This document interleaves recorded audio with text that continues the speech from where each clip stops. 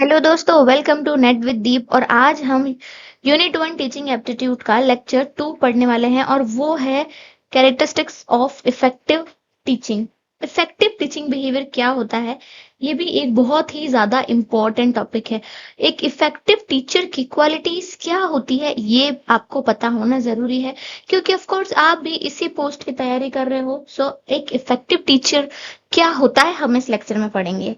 तो सबसे first topic है कैरेक्टरिस्टिक्स ऑफ इफेक्टिव टीचिंग। देखो, ये पार्ट आपके एग्जाम के लिए भी इंपॉर्टेंट है, क्योंकि रीसेंट पेपर्स जैसे जून 2023 शिफ्ट 2 में इससे रिलेटेड जो है डायरेक्ट क्वेश्चन आए थे। अगर मैं आपको सिंपल शब्दों में समझाऊं तो इफेक्टिव टीचिंग का मतलब ये होता है कि एक ऐसा टीचिंग जो स्टूडेंट्स को इंगेज करे, उनकी लर्निंग को मैक्सिमाइज करे और जो ऑब्जेक्टिव्स हैं वो अचीव करवा दे। सिंपली इफेक्टिव टीचर का मतलब यही होता है। अब देखो, इसके कुछ क्लियर क्लियर ऑब्जेक्टिव्स हैं। सबसे पहला है आपका ऑफ कोर्स क्लियर ऑब्जेक्टिव ही। सबसे पहला है क्लियर ऑब्जेक्टिव। तो एक इफेक्टिव टीचर हमेशा पहले से ही लर्निंग गोल्स डिफाइन करता है। मतलब स्टूडेंट को ये जो है क्लैरिटी मिलती है कि इस सेशन के बाद मुझे क्या अचीव करना है। तो जून 2023 शिफ्ट 2 में इससे डायरेक्ट क्वेश्चन आया था, तो ये आपको ध्यान रखना है। सेकंड है इसकी कैरेक्टरिस्टिक, वो है strong subject knowledge. Of course एक सक्सेसफुल टीचर के पास अपने सब्जेक्ट का थ्रू अंडरस्टैंडिंग होना ही चाहिए। अब अगर टीचर को खुद को जो है क्लैरिटी नहीं होगी तो वो बच्चों को क्या ही क्लैरिटी देगा। तो एक टीचर के पास उसके सब्जेक्ट की स्ट्रॉन्ग नॉलेज का होना बहुत ज्यादा जरूरी है। थर्ड है इंगेजिंग स्ट्रेटजीज। मतलब हर स्टूडेंट एक जैसा तो नहीं सीख पाता है। इफेक्टिव टीचिंग का मतलब है अलग अलग इंस्ट्रक्शनल मेथड्स को यूज करना, जैसे discussion, story telling, group work, case studies वगैरह। जून 2023 शिफ्ट 2 का एक और डायरेक्ट क्वेश्चन भी यहीं से आया था, इफेक्टिव टीचर की कैरेक्टरिस्टिक्स क्या होती है। ठीक है। फोर्थ है इफेक्टिव कम्युनिकेशन। देखो, इफेक्टिव कम्युनिकेशन का मतलब है कि ये एक टीचर की है ना सबसे बड़ी स्ट्रेंथ होती है। ध्यान रखना, इफेक्टिव कम्युनिकेशन, अगर टीचर को कम्युनिकेट करना ही नहीं आएगा तो वो एक इफेक्टिव टीचर कैसे बनेगा। तो ये उसकी स्ट्रेंथ है। इफेक्टिव कम्युनिकेशन का मतलब है आइडियाज को क्लियरली एक्सप्लेन करना, स्टूडेंट को एक्टिवली सुनना और क्लासरूम में ओपन डायलॉग इंकरेज करना। तो ये एक इफेक्टिव टीचर की सबसे बड़ी स्ट्रेंथ होती है। फिफ्थ है अडेप्टेबिलिटी। मतलब हर क्लास जो है वो सेम नहीं होती है। एक इफेक्टिव टीचर अपने टीचिंग स्टाइल को लर्नर की एज, एबिलिटी और लर्निंग पेस के हिसाब से अडेप्ट करता है। इस पॉइंट पर भी जून 2023 में क्वेश्चन आया हुआ है शिफ्ट 2 में, तो ध्यान रखना है। नेक्स्ट चलते हैं, सिक्स्थ है आपकी क्लासरूम मैनेजमेंट। क्लासरूम मैनेजमेंट मतलब एक वेल ऑर्गेनाइज्ड और डिसिप्लिन क्लासरूम लर्निंग के लिए बहुत ज्यादा जरूरी है। मतलब रूल्स बिल्कुल क्लियर हो, पॉजिटिव इन्वायरमेंट हो और डिस्ट्रैक्शन बहुत ज्यादा मिनिमम हो, तो ये आपको ध्यान रखना है। उसके बाद असेसमेंट फीडबैक। असेसमेंट फीडबैक का मतलब है कि इफेक्टिव टीचिंग का एक की एलिमेंट है कंटिन्यूस इवोल्यूशन। सिर्फ एग्जाम के एंड में टेस्ट लेना काफी नहीं होता। हर स्टेज में प्रोग्रेस ट्रैक करना और कंस्ट्रक्टिव फीडबैक देना उतना ही ज्यादा इक्वली इंपॉर्टेंट होता है। तो आपको ये बात दिमाग में रखनी है। एट कैरेक्टरिस्टिक्स यहाँ पे पूछी गई है, वो है डिफरेंशिएट इंस्ट्रक्शन। डिफरेंशिएट इंस्ट्रक्शन का मतलब क्या है कि हर स्टूडेंट एक जैसा नहीं सीखता। मैंने अभी बताया, कुछ स्टूडेंट्स विजुअल लर्नर्स होते हैं, ठीक है। कुछ ऐसे स्टूडेंट होते हैं जो कि ऑडिट लर्निंग में उनका ध्यान रहता है, कुछ ऑडिटरी होते हैं, कुछ काइनेस्टिक होते हैं। मतलब इफेक्टिव टीचिंग में लेसन ऐसे डिजाइन किए जाते हैं कि सबकी लर्निंग नीड्स जो है ना वो कैटर हो सके। तो ये भी आपको ध्यान रखना है। उसके बाद नाइन्थ है पैशन एंड एंथुसियाज्म। मतलब अगर टीचर खुद सब्जेक्ट को इंजॉय करता है तो वो खुद एंथुसियाज्म होगा, ऑटोमेटिकली स्टूडेंट तक वो ट्रांसफर हो जाएगा। और पैशनेट टीचर एक बोरिंग टॉपिक को भी इंटरेस्टिंग बना देता है, तो ध्यान रखना। और लास्ट जो है वो है प्रोफेशनल ग्रोथ। प्रोफेशनल ग्रोथ का मतलब एक इफेक्टिव टीचर हमेशा अपने प्रोफेशनल ग्रोथ पे काम करता है। मतलब नए रिसर्च, टीचिंग स्ट्रेटेजी और एजुकेशनल टेक्नोलॉजीज के साथ वो अपडेट रहता है। जैसे पहले ब्लैक बोर्ड से ही पढ़ाई होती थी, लेकिन अब ऑनलाइन जो है ऑनलाइन ब्लैक बोर्ड्स पे पढ़ाया जाता है। ऑनलाइन बोर्ड्स आ गए हैं, या फिर यूट्यूब पे हम पढ़ सकते हैं फ्री में। पीपीटीज के थ्रू पढ़ाया जाता है, विजुअल लर्निंग्स के थ्रू पढ़ाया जाता है, एआई इसका यूज लिया जाता है। तो वो सारे अपडेट रहना चाहिए टीचर को हमेशा अपने स्टूडेंट के लिए, अपने सब्जेक्ट को लेकर, ऑफ कोर्स अपनी टीचिंग स्किल्स को लेकर। देखो, एक सिंपल एनालॉग मैं आपको देती हूँ, जैसे क्रिकेट है, ठीक है। सोचो ये क्रिकेट कोच जो है वो आउटडेटेड टेक्निक्स का यूज करता है और स्टूडेंट के स्किल्स के हिसाब से अपने मेथड्स अडेप्ट वो ना करे और एंथुसियाज्म भी ना दिखाए, तो क्या उसके प्लेयर्स चैंपियंस बनेंगे? बिल्कुल नहीं, बिल्कुल भी नहीं। तो वही बात इफेक्टिव टीचिंग में है। टीचर जब खुद अपडेटेड और एनर्जेटिक रहेगा, तभी स्टूडेंट को पढ़ने में समझने में मजा आएगा। तो इसीलिए टीचर की एनर्जी बहुत ज्यादा इंपॉर्टेंट रहती है, बच्चों की लर्निंग पे वो इफेक्ट डालती है, क्लास के एनवायरनमेंट पे वो इफेक्ट डालती है, तो आपको ध्यान रखना है। तो जैसे जून 2023 में डायरेक्ट क्वेश्चंस आए थे, कुछ ऐसे जो है कैरेक्टरिस्टिक्स दे दी कि clear objective, engaging strategies, adaptability. अब इनमें से जो है कौन सी कैरेक्टरिस्टिक्स पूछ ली जाए, क्या पता। मैंने आपको 10 एक्सप्लेन की है, तो इसमें से कुछ भी आ सकता है, आपको 10 के 10 ही ध्यान रखनी है। ये जो है कैरेक्टरिस्टिक्स होती है एक इफेक्टिव टीचिंग की, इसलिए इनको स्पेशली आपको याद रखना बहुत ज्यादा इंपॉर्टेंट है। तो आई होप आपको क्लियर हो गया होगा कि इफेक्टिव टीचर सिर्फ नॉलेज ट्रांसफर नहीं करता है, बल्कि स्टूडेंट के लिए पॉजिटिव, इंगेजिंग और ग्रोथ ओरिएंटेड लर्निंग एक्सपीरियंस भी वो क्रिएट करता है, तो आपको ध्यान रखना है। उसके बाद नेक्स्ट टॉपिक है basic requirements of effective teaching.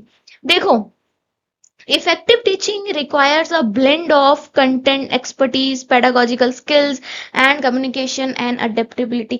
तो ये जो है ना, उनकी बेसिक रिक्वायरमेंट्स आपको ध्यान होना जरूरी है। वैसे ये कैरेक्टरिस्टिक्स जो मैंने बताई उसके सिमिलर ही है, फिर भी एक बार आसान भाषा में हम लोग फटाफट से इसको कवर कर लेते हैं। पहला है सब्जेक्ट नॉलेज। पहला है सब्जेक्ट नॉलेज, मतलब टीचर को अपने सब्जेक्ट का स्ट्रॉन्ग कमांड ऑफ कोर्स होना चाहिए। अगर टीचर खुद ही क्लियर नहीं होगा तो स्टूडेंट को क्या समझाएगा। अब जैसे मैथ्स टीचर को फॉर्मूला ही नहीं पता, मैथ्स टीचर को फॉर्मूला पता है, लेकिन उस फॉर्मूला को अप्लाई करना ही नहीं आता है इक्वेशन पे, तो फिर उसके सब्जेक्ट नॉलेज का क्या ही मतलब है। इसीलिए सब्जेक्ट नॉलेज होना बहुत जरूरी है।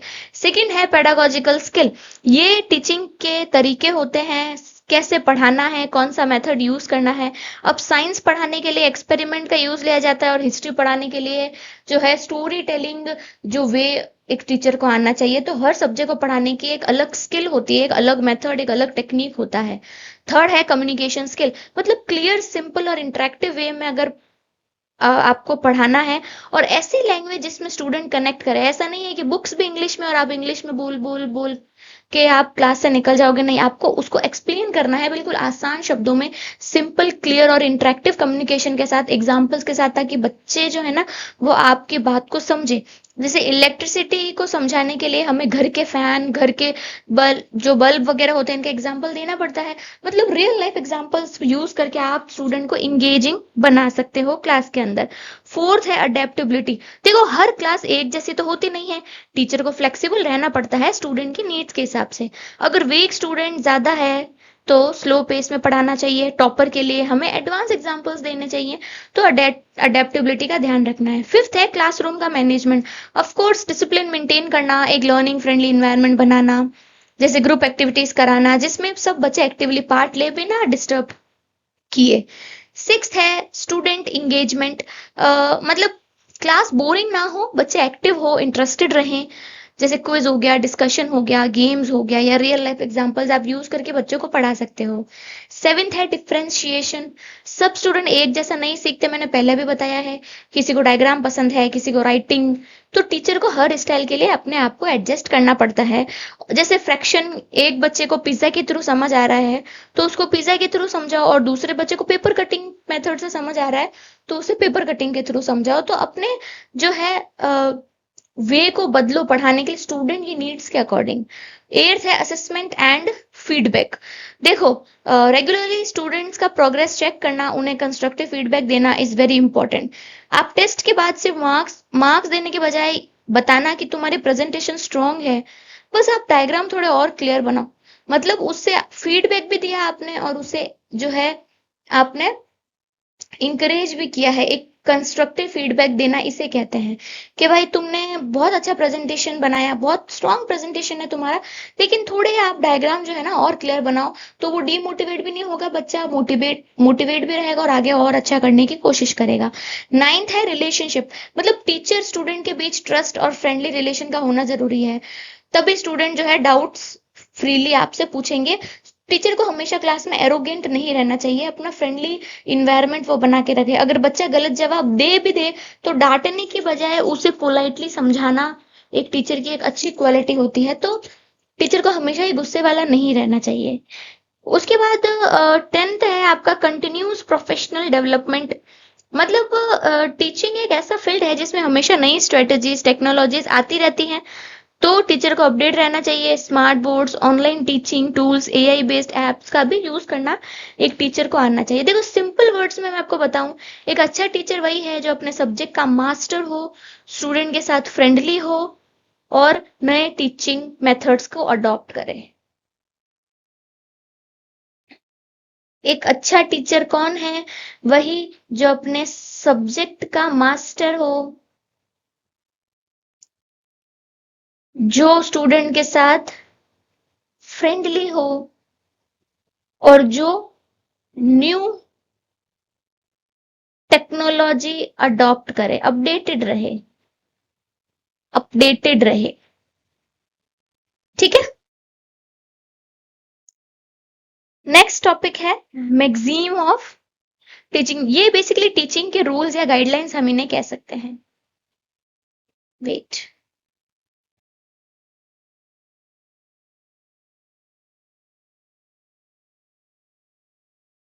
इन्हें हम रूल्स और गाइडलाइंस कह सकते हैं टीचिंग के, जो एक टीचर को बताते हैं कि नॉलेज को कैसे प्रेजेंट करें ताकि स्टूडेंट इजीली समझ सके और उनकी लर्निंग भी परमानेंट हो जाए। जैसे सिंपल टू कॉम्प्लेक्स 9 मैक्सिम है, इजीली मैं आपको समझाती हूँ। एक बार ओवरव्यू आप ले लो इसका, not as much as important but फिर भी पता होने चाहिए। सिंपल टू कॉम्प्लेक्स मतलब इजी चीजों से स्टार्ट करो, फिर धीरे धीरे आप टफ टॉपिक्स को लो। पहले आप टेबल सिखाओ, फिर आप एल्जेब्रा इक्वेशन। सीधा आप एल्जेब्रा कैसे सिखाओगे? पहले आपको टेबल्स भी तो बतानी होगी ना बच्चों को। तो बेसिकली सिंपल से शुरू करो, फिर आप जो है एडवांस और कॉम्प्लेक्स लेवल पे जाओ। उसके बाद है नोन टू अननोन। जो बच्चे ऑलरेडी जानते हैं उसे लिंक करके नया टॉपिक आप इंट्रोड्यूस करो। जैसे फैन बल्ब के एग्जांपल से आप इलेक्ट्रिसिटी समझा सकते हो, तो इस चीज का भी आप ध्यान रखो। Relate new topics to word student already know. ठीक है। थर्ड है सीन टू अनसीन, मतलब जो चीजें विजिबल हैं उनसे शुरू करो, फिर इनविजिबल प्रोसेस को समझाओ। प्लांट्स के रूट्स, स्टेम्स, लीव्स दिखाकर फिर आप उन्हें ये बताओगे कि हाँ इस प्रोसेस को फोटोसिंथेसिस कहते हैं, तो वो इजीली उनको समझ में आएगा। तो सीन टू अनसीन, जो चीजें उन्होंने उनके लिए विजिबल है आप फिर इनविजिबल प्रोसेस उन्हें उसका समझाओ। फिर फोर्थ है कॉन्क्रीट टू एब्स्ट्रैक्ट, मतलब रियल ऑब्जेक्ट या प्रैक्टिकल एग्जांपल से शुरू करो, फिर एब्स्ट्रैक्ट कंसेप्ट समझाओ। मतलब जैसे पिज्जा स्लाइस दिखाकर आप फ्रैक्शन समझा सकते हो, इसीलिए पहले आप रियल ऑब्जेक्ट्स या प्रैक्टिकल एग्जांपल से शुरू करना है, फिर आपको एब्स्ट्रैक्ट कंसेप्ट को समझाना है। अब पिज्जा देख के नॉर्मली बच्चे को ये तो पता नहीं चलेगा कि हाँ हम इससे फ्रैक्शन समझ सकते हैं, लेकिन आप उन्हें बताओगे तब उन्हें जो है एब्स्ट्रैक्ट वे में समझ आएगा। फिफ्थ है पर्टिकुलर टू जनरल, मतलब स्पेसिफिक एग्जांपल्स के थ्रू जनरल रूल्स को डिराइव करना। बेसिकली अलग अलग ट्रायंगल्स दिखाकर आप ये बता सकते हो कि हर ट्रायंगल का जो एंगल है वो कितना होता है, 180 डिग्री। तो आप जो है पर्टिकुलर टू जनरल उन्हें एग्जांपल्स के थ्रू समझा सकते हो। होल टू पार्ट, मतलब पहले एक ओवरव्यू या पूरा पिक्चर दो, फिर पार्ट्स डिटेल में एक्सप्लेन करो। पहले आप ह्यूमन बॉडी सिस्टम का डायग्राम दिखाना होता है आपको, फिर आप ऑर्गन्स अलग अलग समझाओगे। सीधा ऑर्गन से समझाओगे नहीं, पहले आप उन्हें ह्यूमन बॉडी का एक स्ट्रक्चर बताओ, सिस्टम बताओ, उसके अंदर डायग्राम्स होते हैं, फिर आप उन्हें बताओगे हाँ भाई ये नोज है, ये लिप्स हैं, ये ईयर्स हैं, ये आईज हैं। ऐसे आप उन्हें ऑर्गन्स बता सकते हो ह्यूमन बॉडी के स्ट्रक्चर से। तो बेसिकली होल टू पार्ट, पहले होल पूरी चीज बताओ, फिर उसको डिवाइड करके उसके पार्ट्स को बताना। ठीक है। सेवेंथ है इनडेफिनाइट टू डेफिनाइट, मतलब जो वेग आइडिया स्टूडेंट के माइंड में है उसको क्लियर और ज्यादा डेफिनाइट बनाओ। मतलब अगर बच्चा सोचता है कि सब तारे एक जैसे चमकते हैं, तो वही टीचर उसे एक्सप्लेन करेगा difference between plants and stars, sorry difference between planets and stars. तो ये चीज होती है इनडेफिनाइट टू डेफिनाइट। जो स्टूडेंट के माइंड में चल रहा है, जो स्टूडेंट के माइंड में है, आप उसे और ज्यादा क्लियर करो और ज्यादा उसे डेफिनाइट बनाओ, तो हेल्प स्टूडेंट मेक देयर वेग आइडियाज वेरी क्लियर। 8 है साइकोलॉजिकल टू लॉजिकल, बेसिकली पहले बच्चे की इंटरेस्ट, एज और साइकोलॉजी के हिसाब से पढ़ाना, फिर लॉजिकली उसे ऑर्गेनाइज करना। देखो स्मॉल किड्स को स्टोरीज से मॉरल वैल्यूज समझाते हैं ना, फिर उसे लॉजिकली एथिक्स को एक्सप्लेन करते हैं। पहले उसे पोयम याद दे रही, जो है याद करवाई, उसके बाद उसे बताया कि हाँ इसके अंदर क्या क्या एथिक्स दिए हुए हैं, क्या क्या मॉरल वैल्यूज है जो समझना जरूरी है। नाइन्थ है एनालाइज टू सिंथेसाइज, मतलब पहले नॉलेज को तोड़कर एनालाइज समझाया जाता है, फिर दोबारा उसे कंबाइन मतलब सिंथेसाइज करके कंप्लीट अंडरस्टैंडिंग दी जाती है। जैसे पोयम को हम लाइंस में तोड़कर मीनिंग एक्सप्लेन करते हैं ना, फिर पूरे पोएम का थीम हमें टीचर बताएंगे, वैसे ही पोएम को लाइंस में तोड़कर मीनिंग एक्सप्लेन करना और फिर पूरा पोएम थीम बताना। तो ये है एनालाइज टू, पहले उसको तोड़ो and then combine them all for full understanding. तो ये सब मैक्सिम टीचर के लिए रोड मैप है। क्या है?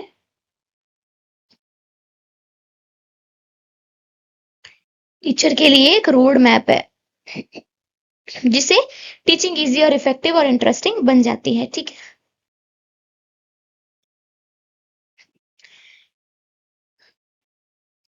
नेक्स्ट टॉपिक है इंपॉर्टेंट थ्योरीज ऑफ टीचिंग। देखो, बिहेवियरिज्म सबसे पहला है, ये कुछ थ्योरीज है इंपॉर्टेंट, एक बार इन्हें भी देख लो। बिहेवियरिज्म, ये थ्योरी बोलती है कि learning equals to observational behaviour change. मतलब अगर स्टूडेंट कुछ सही कर रहा है तो उसको रिवॉर्ड मिलना चाहिए। क्या मिलना चाहिए? रिवॉर्ड मिलना चाहिए। क्लैप्स हो गया, मार्क्स हो गया, आप स्माइली स्टिकर जो दे सकते हो, तो वो क्या करेगा, उस बिहेवियर को रिपीट करेगा, क्योंकि उसे पता है कि उसने अच्छा काम किया है तो टीचर ने क्या दिया है, उसको रिवॉर्ड दिया है। तो आपको ध्यान रखना है, बिहेवियरिज्म का मतलब ये होता है कि आप बच्चा अगर कुछ अच्छा कर रहा है, अच्छा होमवर्क कर रहा है, तो आप उसे ऐसा रिवॉर्ड दो कि वो अपने बिहेवियर को रिपीट करे। इनके कुछ की थिंकर्स थे बीएफ स्किनर एंड इवान पेवलॉक।